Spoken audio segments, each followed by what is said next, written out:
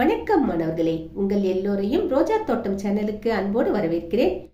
மாணவர்களே, இன்று நாம் 6ஆம் வகுப்பு தமிழ் பாடம் மொழியை ஆள்வோம் மொழியோடு விளையாடு பயிற்சிகளை பார்க்கலாமா? முதல்ல மொழியை ஆள்வோம். கேட்க, பேசுக, சொல்ல கேட்டு எழுதுக இதையெல்லாம் கொடுத்துருக்காங்க. அதுக்கப்புறமா கீழ்காணும் பத்தியை படித்து வினாக்களுக்கு விடை எழுதுக இந்த மாதிரி ஒரு பயிற்சி கொடுத்துருக்காங்க. அந்த பத்தியை நீங்க முதல்ல முழுமையாக படிக்க வேண்டும். கீழே 5 வினாக்கள் தரப்பட்டிருக்கு. அந்த வினாக்களுக்கான விடைகளை எழுத வேண்டும். நம்ம நேரடியா வினாக்களுக்கான விடைகளுக்கு செல்லலாம். சரிங்களா? முதல் வினா, கிடைக்கும் பொருள்களின் டேஷை கூட்டி புதிய பொருளாக மாற்றுவது சிறந்த வணிகம். 4 விடைகள் கொடுத்திருக்காங்க. கிடைக்கும் பொருள்களின் மதிப்பை கூட்டி புதிய பொருளாக மாற்றுவது சிறந்த வணிகம். சரியான விடை மதிப்பு.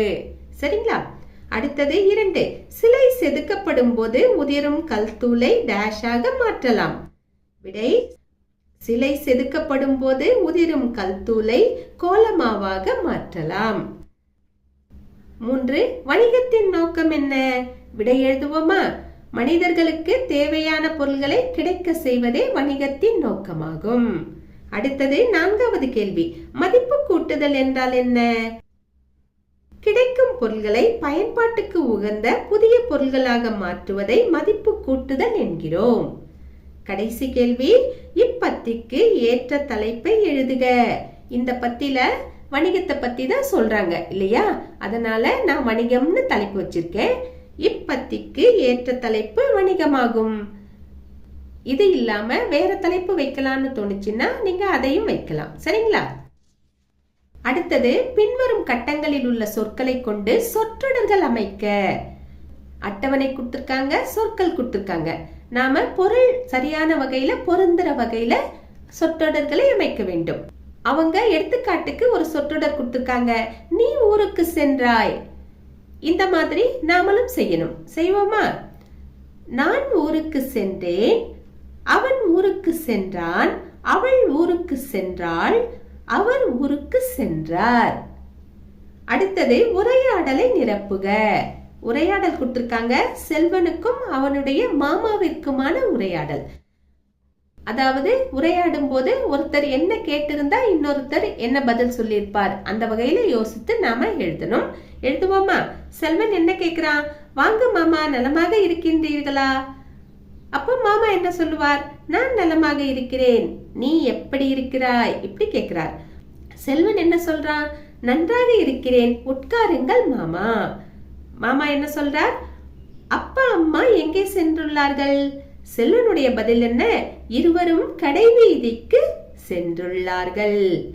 மாமா என்ன சொல்றார்? அப்படியான்னு கேக்குறார். அதுக்கப்புறமா டேஷ் கொடுத்திருக்காங்க.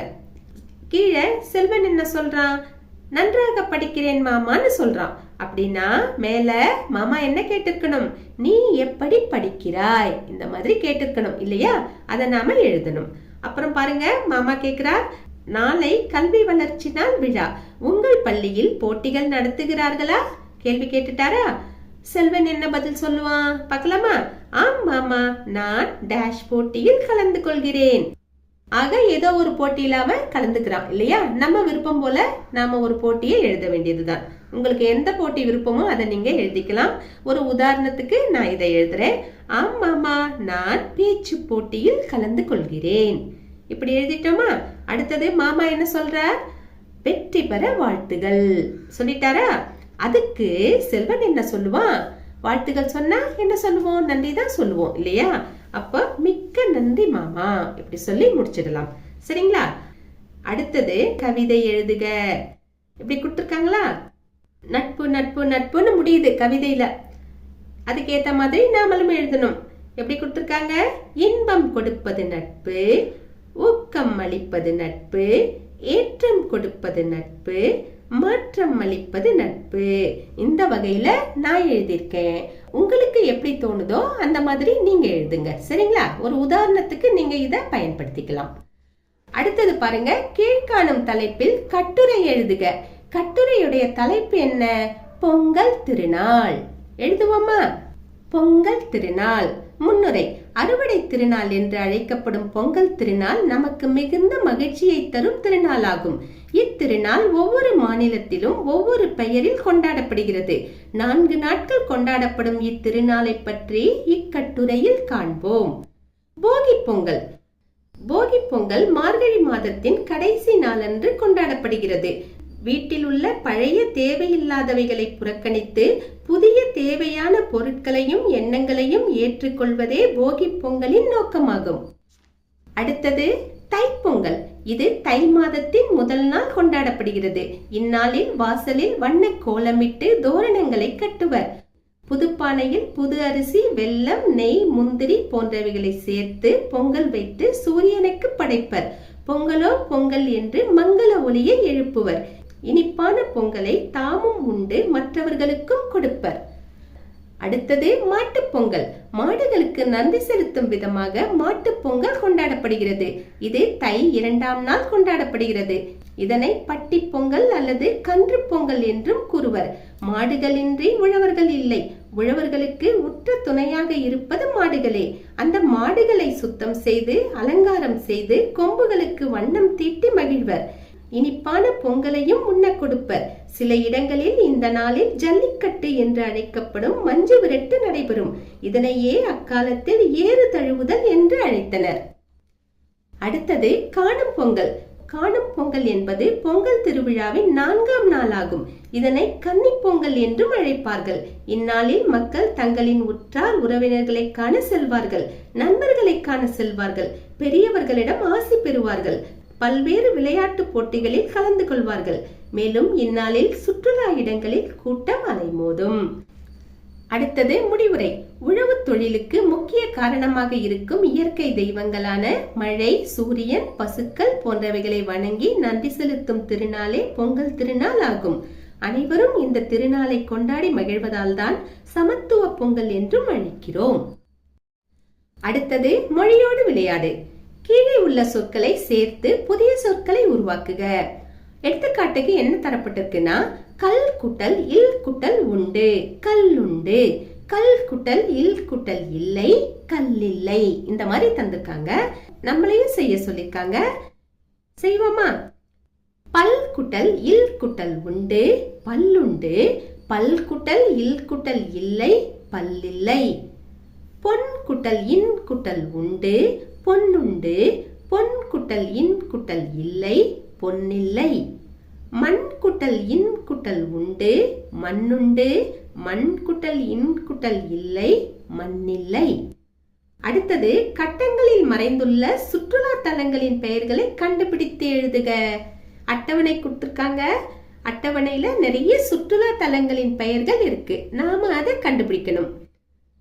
கண்டுபிடிச்சு கீழே வரிசைப்படுத்தி எழுதணும். எழுதுவோமா? இங்க பாருங்க, மேலிருந்து கீழே பாத்தீங்கன்னா முதல் வரிசையிலேயே கன்னியாகுமரி இருக்கு. எழுதிட்டோமா? அப்படியே நேரா நீங்க கடைசி வரிசைக்கு போனீங்கன்னா மாமல்லபுரம் இருக்கு. அதையும் எழுதிடலாம். அதுக்கப்புறம் இடமிருந்து வலம் பாத்தீங்கன்னா மேல தஞ்சாவூர் இருக்கு. தஞ்சாவூருக்கு கீழே வலமிருந்த இடத்துல பாத்தீங்கன்னா ஏற்காடு வருது. ஏற்காடுக்கு கீழே இடமிருந்து வலம் கல்லணை வருது. கல்லணைக்கு கீழே வலமிருந்து இடம் சுருளி வருது.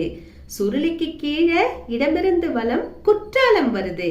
குற்றாலத்துக்கு கீழே மதுரை வருது. மதுரைக்கு கீழே அதாவது கடைசி வரியில வலமிருந்த இடத்துல செஞ்சி வருது. செஞ்சிக்கு இந்த பக்கம் மேலிருந்து கீழே உதகை வருது. இந்த இடங்களை எல்லாம் நீங்க வரிசைப்படுத்தி எழுதுங்க.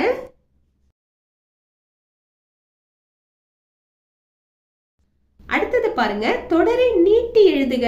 இப்படி கேட்டிருக்காங்க. எடுத்துக்காட்டு கொடுத்திருக்காங்க. நான் படிப்பேன் கொடுத்திருக்காங்களா? அடைப்புக்குறிக்குள்ள அறிவியல் பாடம் நன்றாக இந்த 3 சொற்கள் தரப்பட்டிருக்கு. இந்த 3 சொற்களை உபயோகப்படுத்தி எப்படி எல்லாம் நீட்டி எழுதிருக்காங்க பாருங்க. நான் படிப்பேன், இத நான் பாடம் படிப்பேன். நான் அறிவியல் பாடம் படிப்பேன். நான் அறிவியல் பாடம் நன்றாக படிப்பேன். இப்படி கொடுத்திருக்காங்க. நம்ம கிட்ட அறிந்து கொள்ள விரும்பு இப்படி கொடுத்துட்டாங்க. எந்தெந்த சொற்களை உபயோகப்படுத்தணும்ங்கிறத அடைப்புக்குறிக்குள்ள கொடுத்திருக்காங்க. எதையும் காரணத்துடன் தெளிவாக இந்த சொற்கள் தரப்பட்டிருக்கு. இந்த சொற்களை உபயோகப்படுத்தி நாமளும் தொடரை நீட்டிப்போமா?